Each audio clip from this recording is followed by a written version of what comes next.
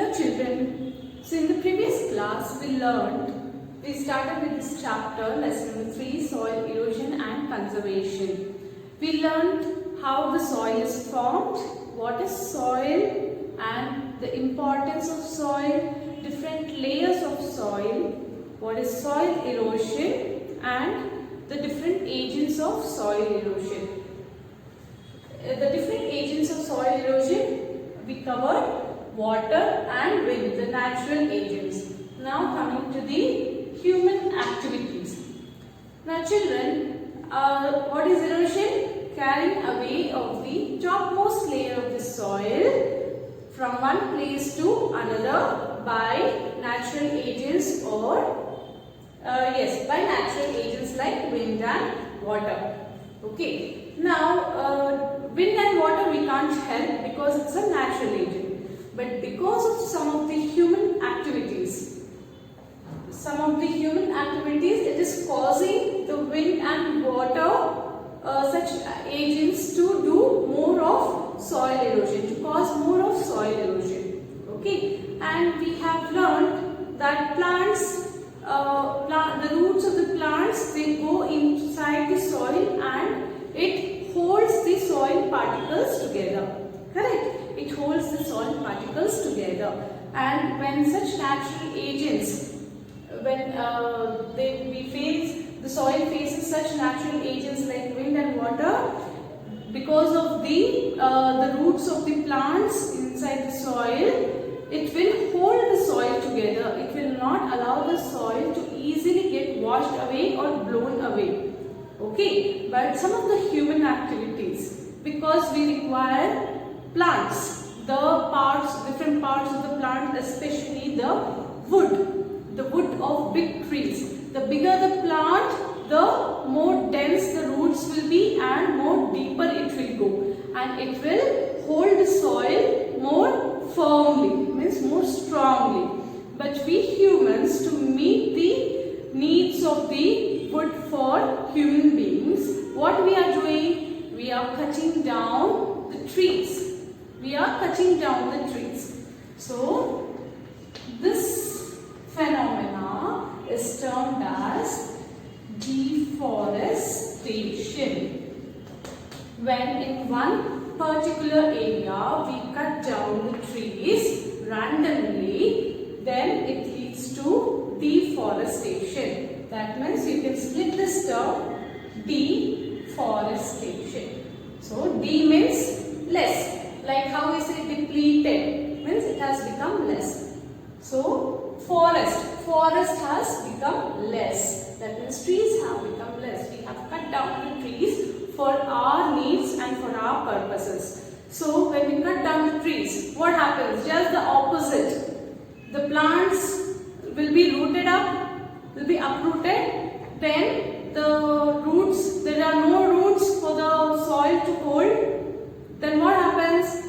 Obviously, whenever there is a natural agent like water and wind, when they are very heavy, like heavy rainfalls or heavy wind, strong winds, they can easily carry away or blow away the topmost layer of the soil. And what happens if it blows away? The topmost layer of the soil contains nutrients, lot of nutrients and minerals, correct? So it will leave the land barren. Okay. So the first one is deforestation. Now the second reason, the second human activity is overgrazing. Overgrazing of animals. Overgrazing of animals means the animals graze. We take the animals, the farmers or the shepherd, they take their animals for grazing, for feeding them. What do these animals eat? They eat plants, the leaves, the plants, right? So the overgrazing means when these animals are taken to a certain place again and again repeatedly. So if they are taken again and again repeatedly, what happens is, before the new plants comes out or comes into life, each and every plant of that area will be completely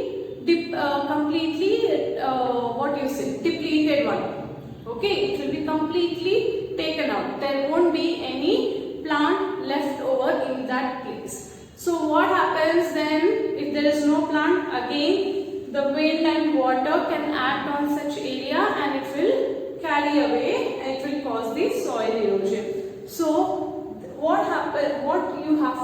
we have to keep in mind is, if you want to graze animals, we have to keep changing the places. For some period of time to a certain land, again we have to move on to a different land, so that the earlier land, the naturally plants grow, right? We are not the ones who will grow the plants every time, each and every place. It grows naturally because of the dispersal of seeds you have learned.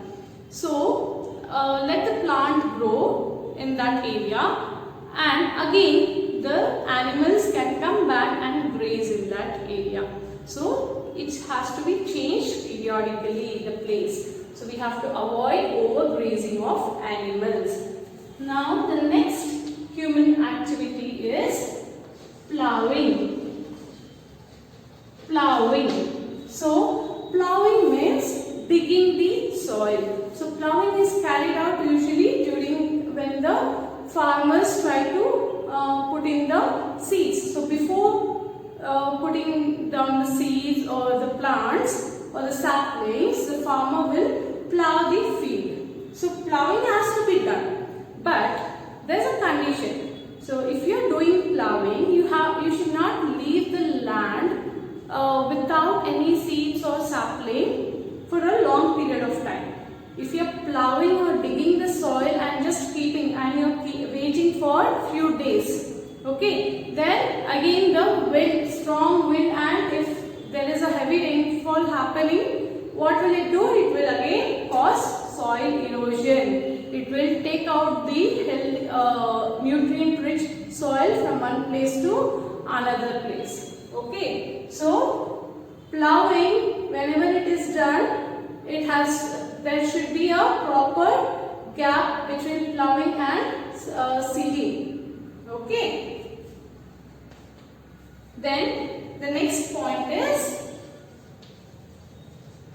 keeping bare for long time. So whenever humans, what we do after harvesting, usually sometimes what happens is farmers, they harvest the crops. Okay, so after harvesting crops and before raising another set of plant or crop, the farmer will sometimes they keep the land barren. Okay, barren means just nothing grown in that region. So if such things is happening, again the wind and water, they can easily blow and wash away the topmost layer of the soil. So that means the farmer should not keep the land barren after harvesting for a long period of time. Okay, so he should make sure that plowing and keeping bare for a long time will be harmful for the soil and for again himself. But these two things, children, these two things do not contribute much for the soil erosion. The main reason for soil erosion by the human activity is deforestation and overgrazing. Okay, first cause is deforestation only. Lot of trees have been cut down rapidly to meet the human needs, and this is causing a lot of trouble now. So this was all about the soil erosion. So now children, as we have studied how the importance of soil in our lives and how long it takes for the formation. It takes millions of years for the formation of the soil. So we know the importance also of the soil, and it is our duty and responsibility to protect the soil. Correct? So this protection of the soil against erosion is called as soil conservation. Okay, the protection of the soil from erosion is called as soil conservation. Okay, now there are different methods for conserving this soil. The first one being the afforestation. So you learned in soil erosion, one of the activity is deforestation. Deforestation is just exactly opposite to afforestation. So afforestation means planting more number of plants or trees. Okay, while deforestation means cutting down of trees. Here you have to plant more and more trees. So deforestation, so there can be a question arising, write the difference between deforestation and afforestation. So the first point you have to mention what is deforestation here, what is afforestation. The next point, the uses of the effect of afforestation and effect of deforestation. For example, afforestation, it helps the plants, if it is grown, more and more plants, there will be more and more roots developed into the soil. So, the roots can hold the soil particles firmly. Then, next point, afforestation decreases soil erosion while deforestation increases soil erosion. Okay. Now, we have nowadays what is the trend going on during the birthday parties, the return gifts and all. What they are giving? They are giving a pot of plant just to give a reminder or give a telling saying that soil and plant both are precious for us. Okay. So planting new trees is called afforestation. And people are becoming more and more aware that the plants has more and more plants have to be grown. Also, government is taking many measures and programs for developing the forest. Okay. Then next point is cover crops. So what do you mean by cover crops? Now, after harvesting, the farmers, when they harvest the crop, they usually keep the land barren for some time, and after some time they will plant once again some other crop. So during this period, during this gap, they should grow some plants like peas, groundnut, which can easily grow in the soil. So or simply grass. So what happens is their roots can hold the soil firmly and wind cannot blow away the soil easily. So that is meant by cover crops. Okay. Now the third one is terrace farming. So terrace farming, I think children you are already aware with this. So this terrace farming is carried out in the hilly region. So in the hills, what happens? It is very sloping.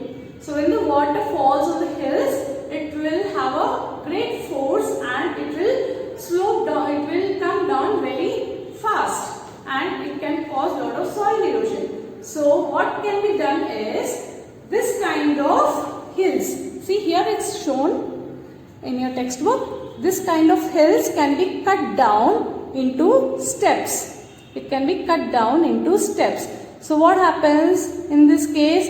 When the water is falling on this kind of slopes, step by step the water will fall. So the speed of the water will get reduced. Also, whatever soil has been eroded from this place, the first step, second, third, fourth step, it will deposit, and the carrying away of the soil will be reduced as the force of the water will be reduced. Okay. Then the next point is fencing. The next method is fencing. So in a farm, when the farmer grows the crops, he will have to fence his crops. Okay. So they will fence means give a protection to his crops. How he will give protection? By putting a fence, but made up of, this fence is nothing but some shrubs and plants. It will be some shrubs and plants. If you go to some village areas, you can see each part of the field will be guarded by a small shrubs or plants, which will help the wind to reduce its speed. Okay, and also the water cannot easily wash away the crops or the soil. Next method is embankments. So embankments is nothing but big and strong structures which are built near the bank of the river. Okay, some fields you can find very close to the river bank. So whenever there is a heavy rainfall or a flood kind of situation, the water can simply rush into the fields and it can destroy the crops. Correct? So what do? The farmers, they build strong and big structures which are known as embankments. Okay, in order to reduce the river flowing into the fields. Okay. If children, you have to keep in mind, if there is the plant is being protected, the soil will be protected indirectly. Okay, and if you are giving more awareness for the soil, then that means indirectly you will be giving more awareness towards the planting of trees, because both are related to each other. Now the last method for conserving soil is windbreakers. Okay, windbreaker means breaking of the wind or cutting down the wind. You can see, children, we cannot completely take control of these natural agents, that is wind and water, but we can slow down. We can slow down the control. The strong current of the wind or the heavy rainfall, we can take some measures to control them. Okay, so these are the conservation methods, and the last one is windbreakers. So we are reducing the speed of the wind here. How we are reducing? By planting big trees in the border of the field. So when you visit your natures or villages, you can see, you call some farms as tota. So such a yard, how they will do, if this is a piece of land where lot of trees are being cultivated here, plants are being cultivated. Okay, so just to keep them safety, for their safety measures, what these farmers do, they will surround their land by growing tall trees. So this kind of everywhere, all the borders. Okay, so this kind of arrangement, what happens? Usually evergreen trees will be grown here, so that all season the tree will be present here. And this evergreen trees will be tall in nature, right? And it will have lots of branches and leaves. These branches and leaves will reduce the wind blowing capacity. Okay, it will reduce the wind, and very little soil can be carried away, or no soil at all will be carried away. Because of the presence of these windbreakers, we call these trees as windbreakers. Okay. Now, this was all about the soil conservation. Now, moving on to the pollution of the soil. So, there is another topic. You have studied air pollution, water pollution, noise pollution, everything, right? And we are going to further study about them in the next chapters as well.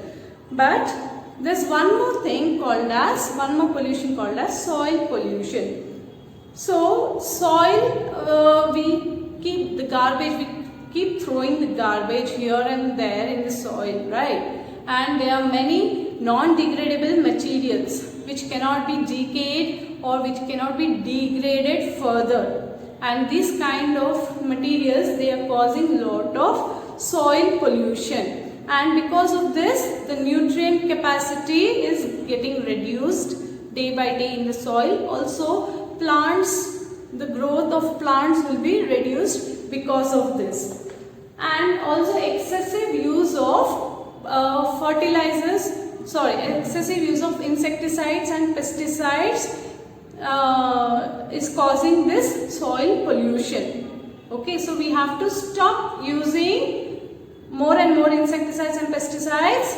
Instead, we can use biodegradable materials and we can use eco-friendly pesticides and biofertilizers.